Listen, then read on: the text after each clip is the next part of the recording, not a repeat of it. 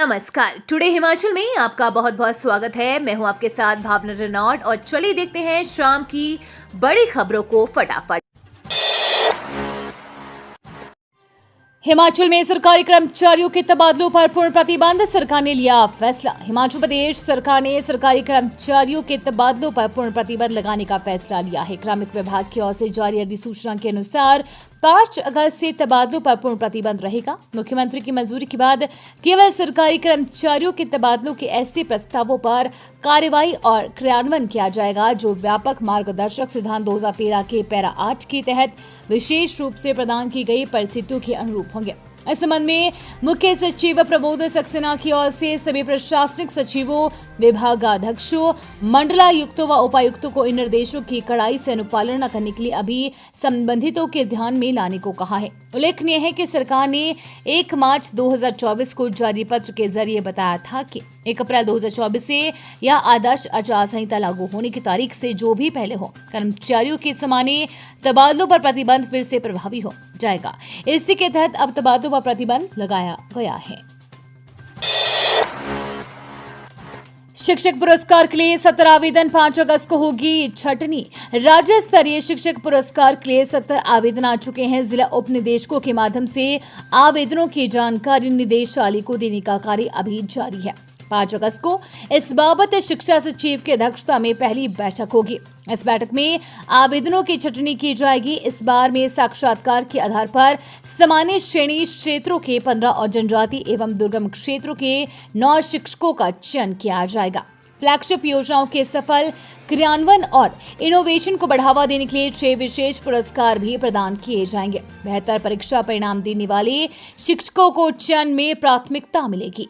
चयनित शिक्षकों को 5 सितंबर को शिक्षक दिवस के अवसर पर राज्यपाल सम्मानित करेंगे। उधर राष्ट्रीय शिक्षक पुरस्कार के लिए 28 आवेदन आए हैं। अब इन आवेदनों की छंटनी कर केंद्र सरकार को कुछ नाम भेजे जाएंगे। सरकारी कर्मचारी पेंशनर हिमकेयर योजना से बाहर, लोगों को निजी अस्पतालों में नहीं मिलेगा इलाज। हिमाचल प्रदेश की सुखद सरकार ने हिमकेयर योजना को संशोधित किया है। सरकार की ओर से जारी अधिसूचना के अनुसार सभी सरकारी सेवारत सेवानिवृत्त अधिकारियों कर्मचारियों को मुख्यमंत्री हिमाचल स्वास्थ्य देखभाल योजना से तत्काल प्रभाव से बाहर कर दिया है। इसके साथ ही निजी अस्पतालों का इम्पैनलमेंट 1 सितंबर 2024 से वापस लेने का निर्णय लिया गया है। अब इन अस्पतालों में हिमकेयर योजना के तहत इलाज नहीं होगा। इस संबंध में सचिव स्वास्थ्य एम सुधा देवी की ओर से अधिसूचना जारी की गई है। बीते दिनों स्वास्थ्य मंत्री डॉक्टर धनीराम शांडिल ने सोलन में कहा था कि बहुत से लोग निजी अस्पतालों में इलाज करवाने के लिए जाते हैं, जहां पर इलाज काफी महंगा है, जिस पर सरकार का कोई नियंत्रण नहीं रहता। कुछ निजी अस्पताल मनमर्जी के रेट भी मरीजों को लगाते हैं। बताया जा रहा है कि इसी के चलते निजी अस्पतालों में हिमकेयर योजना के तहत इलाज की सुविधा को बंद करने का फैसला लिया गया है। मैं मदद के लिए विभिन्न मंत्रालयों में जा रही हूं, जल्द ही राज्य का करूंगी दौरा, कंगना रनौत। राष्ट्रीय राजधानी में संसद के बाहर पत्रकारों से बात करते हुए मंडी लोकसभा सीट से भाजपा सांसद कंगना रनौत ने बादल फटने की घटनाओं में लोगों की मौत पर दुख व्यक्त किया है। कंगना ने कहा कि दुर्गम इलाकों में लोगों का जीवन कठिन है और हर साल ऐसी आपदाएं उनके दर्द को बढ़ा रही है।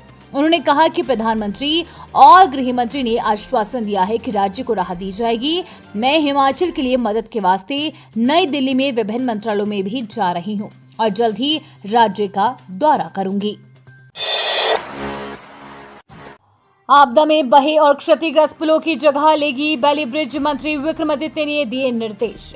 बादल फटने और बाढ़ आने से प्रदेश में 17 पुल ढहे और क्षतिग्रस्त हुए हैं। प्रदेश सरकार ने जरूरत के मुताबिक इन जगहों पर बैली ब्रिज लगाने के निर्देश दिए हैं। सेब बहुल क्षेत्रों की सड़कें दुरुस्त करने को कहा है। जिन सड़कों को ज्यादा नुकसान हुआ है और समय रहते ठीक नहीं हो सकती हैं, उन क्षेत्रों के लिए वैकल्पिक मार्ग बनाने के निर्देश दिए हैं। प्रभावित क्षेत्रों के लिए डोजर और जेसीबी लगाए गए हैं। प्रदेश सरकार ने विभाग से प्रतिदिन रिपोर्ट मांगी है। बीते साल आई आपदा से सबक लेते हुए सरकार ने पहले ही बैली ब्रिज खरीद रखे थे। जोन स्तर पर इन ब्रिजों को रखा गया था।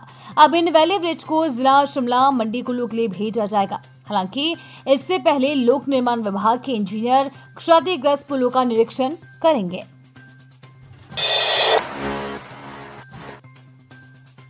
बच्चों की चहल पहल की जगह सन्नाटा, स्कूल की सभी मंजिलों में भरा है मलबा।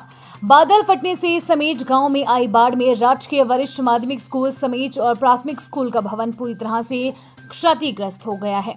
मलबा भरने से 2 दिन से शिक्षा का मंदिर सूना पड़ा है। जहां पर दिन भर बच्चों की चहल पहल रहती थी, वहां अब सन्नाटा पसरा हुआ है। मलबे में दबी एक ट्रॉफी मिली है, जिसे समेज स्कूल के बच्चे टूर्नामेंट में जीत कर लाए थे। इन बच्चों के इनाम लेते फोटो सोशल मीडिया में खूब वायरल हो रहे हैं।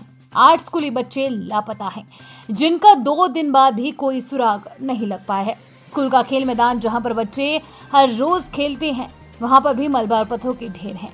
स्कूल के शिक्षक भी लापता बच्चों को याद कर आंसू नहीं रोक पा रहे हैं। उन्हें तलाश कर निकले खट की और नम आंखों से परिजन देखते रहे, लेकिन उनका कोई सुराग नहीं मिलने से सभी शिक्षक और बच्चे परेशान हैं।